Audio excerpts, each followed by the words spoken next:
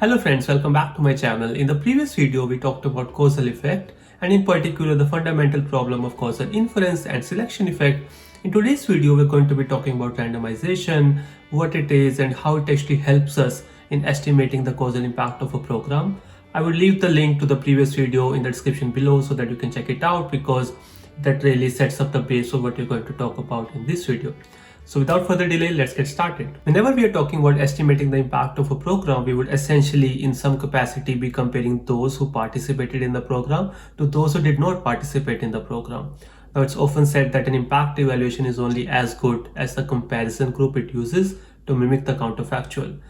And we have seen in the previous video how there can be various problems when you're trying to compare those who participate in the program to those who did not participate in the program, particularly in terms of selection effect. That is, that those who participated in the program are likely very different from those who did not participate in the program.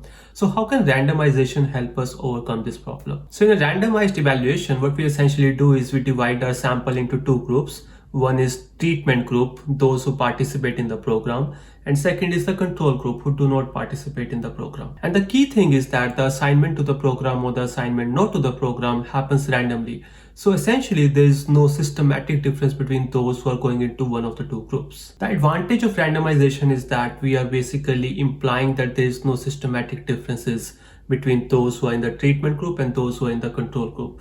So let's say we go back to our previous example that we're interested in understanding the impact of providing school uniforms on student learning. So if you're just assigning school uniforms randomly, we are basically implying that those who receive the uniforms and those who did not receive the uniforms are not very different from each other. So we would expect that if the sample is large enough, that many characteristics like parental education, the income of the parents, and how motivated the parents are in the education of their children are likely to be the same for those kids who are getting the free uniform and those kids who are not getting the free uniform. Now the key thing here is that if the sample is large enough.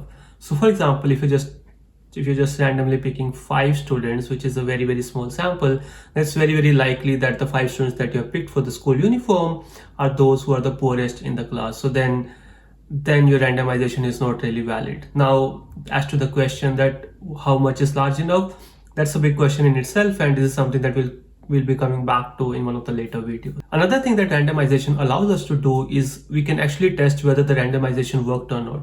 So essentially we have the observable characteristics of the two groups. Observable, I mean that this is something that you can measure. So for example, the motivation of students or the motivation of their parents is not something that we can measure directly.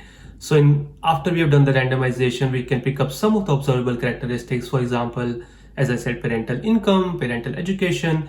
These are some of the things that we can actually check whether they are similar in our treatment group and the control group. If the sample is large enough and we have truly picked these two groups at random, then we would expect that these observable characteristics are very similar to each other in the two groups. If we actually find that the observable characteristics in the two groups are not similar to each other, for example, let's say we find that the kids in the treatment group are very rich and the kids in the control group are very poor, then that is a red flag in itself and we'll want to be careful here. Maybe the sample was not large enough or maybe the randomization was not done properly. But if we find that the observable characteristics in the two groups are very similar to each other, that is everything that we can measure looks pretty similar in the two groups, then we can be relatively confident that okay, we can move ahead with the estimation of the causal impact. So in this video, we learned about randomization and how it actually solves the problem of selection effect. Now we have learned this intuitively. There's also a mathematical way of showing it, which we are not going into as of now. And in the next video, we'll be talking about what all levers you can pull to randomize, or that what all levels can you randomize a program at so that you can estimate the impact of the program. That's it for this video, and I'll see you soon in the next one.